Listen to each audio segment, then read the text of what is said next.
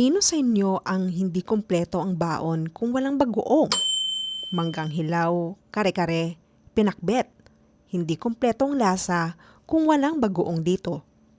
Kahit sa merienda pa lang, may mga Pilipino na kailangan talaga ng bagoong bago makakain ng maayos. Pero ilang beses nyo na rin narinig, iwasan mo yan, maalat masyado, delikado sa high blood. Kaya ang tanong ko ngayon, ang bagoong ba, kaaway o kaibigan ng bituka mo? Dito sa Healthy Pinoy, titignan natin ng detalyado ang totoong nutrisyon ng bagoong. Mula sa proseso ng paggawa nito hanggang sa mga totoong benepisyo at panganib.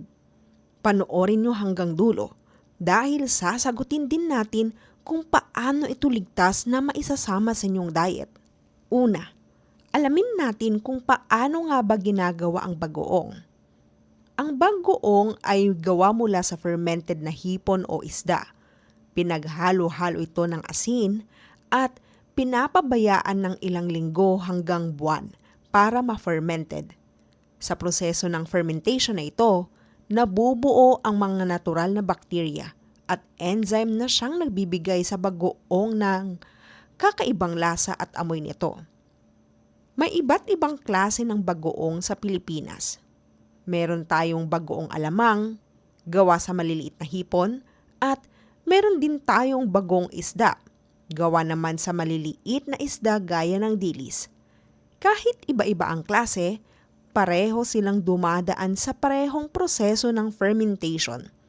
Kaya magkatulad din sila sa maraming aspeto ng nutrisyon. Sa katunayan, ang fermentation na ito ay parehong proseso na ginagawa sa paggawa ng patis, na isa ring product ng bagoong making. Kaya kung minsan, ang bagoong at patis ay parang magkapatid. Magkaiba lang sa dulot na texture at gamit sa pagluluto. Ngayon, ano ba talaga ang laman ng bagoong sa aspeto ng nutrisyon? Mayaman ang bagoong sa protina at may mga mineral gaya ng calcium, phosphorus at potassium. May mga pag-aaral din na nagpapakita na may DHA ito, isang klase ng fatty acid na mahalaga para sa utak at puso natin. Kaya hindi lang ito basta pampalasa, talagang may nutrients ito. Meron ding ilang pag-aaral na nagpapakita na ang bagoong ay mayroon ding amino acids na nabubuo sa proseso ng fermentation. May mga building blocks ng protina na mas madaling maabsorb ng katawan dahil nasira na ang complex ng protina sa proseso ng fermentation. Bago natin sagutin kung probiotic ba ang bagoong, linawin muna natin. Ano ba talaga ang probiotic?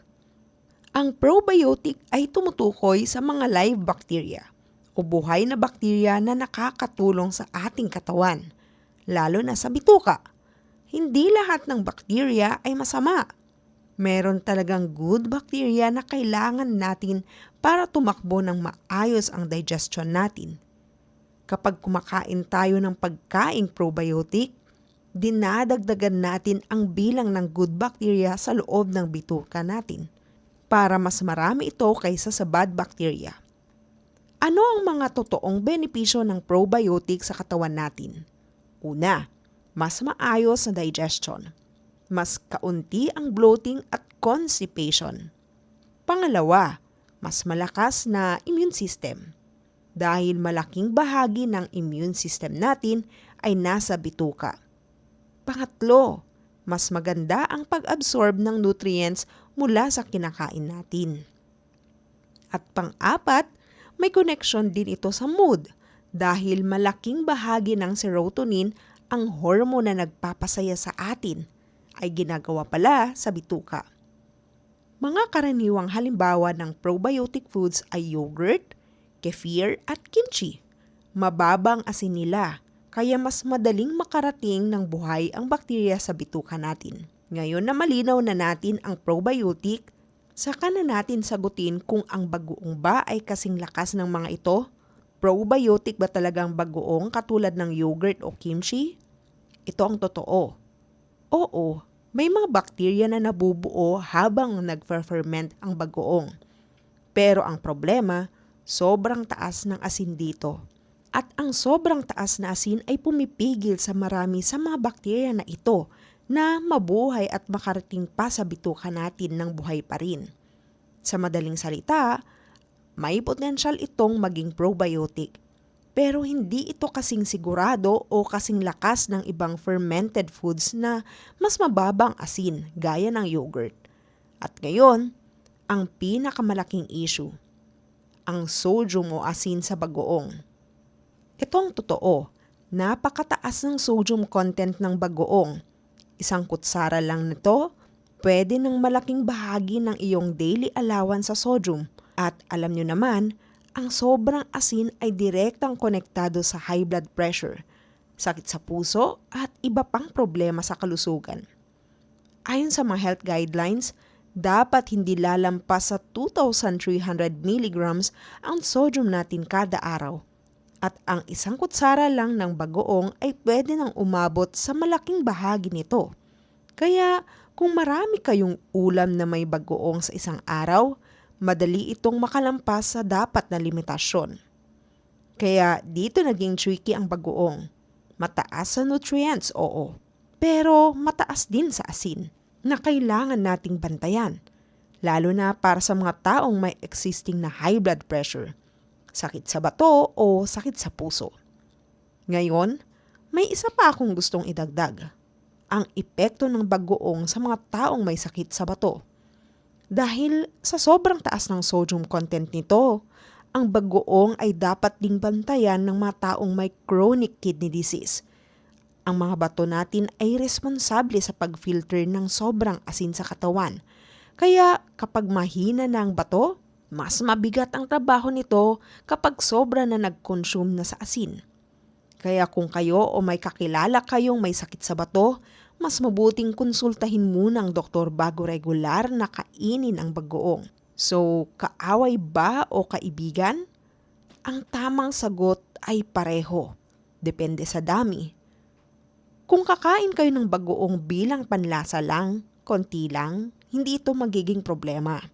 Sa katunayan, makikinabang pa kayo sa mga nutrients nito. Pero kung kakainin nyo ito ng sobra-sobra, parang buong kutsara sa isang upuan, doon papasok ang panganib na lalo na kung may high blood pressure na kayo o may sakit sa bato. Paano ba dapat kainin ng bagoong ng tama? Isa, gamitin ito bilang panlasa lang, hindi bilang pangunahing ulam. Konting bagoong lang sa manggang hilaw o kaunting bagoong sa kare-kare, sapat na para sa lasa. Pangalawa, kung may high blood pressure kayo o nasa senior citizen na, mas mabuting bawasan ang dalas na pagkain ng bagoong at pag-usapan ito sa inyong doktor. Pangatlo, kung gusto nyong magkaroon pa rin ng probiotic benefits, mas mabuting samahan ito ng ibang fermented foods na mas mababa ang asin, gaya ng plain yogurt o kefir. Pang-apat, subukan niyong tignan ang label kung bumibili kayo ng bagoong sa tindahan. May mga brand na ngayon na nagbebenta ng low sodium version na maaaring mas mabuting option kung regular kayong kumakain ito. Kaya ito ang dapat niyong tandaan. Ang bagoong ay hindi kaaway at hindi rin ito dapat basta ituring na healthy food na pwedeng kainin na walang limitasyon. Ito'y isang traditional na Filipino food na may tunay na benepisyo, pero kailangan ding kainin ng may disiplina. Kung meron kayong paboritong paraan ng pagkain ng bagoong, i-comment nyo sa baba. Gusto kong malaman kung ano ang paborito nyong kombinasyon. Mag-subscribe kayo para hindi kayo mamiss. Salamat sa panonood mga ka-health. Ingat palagi. Paalam!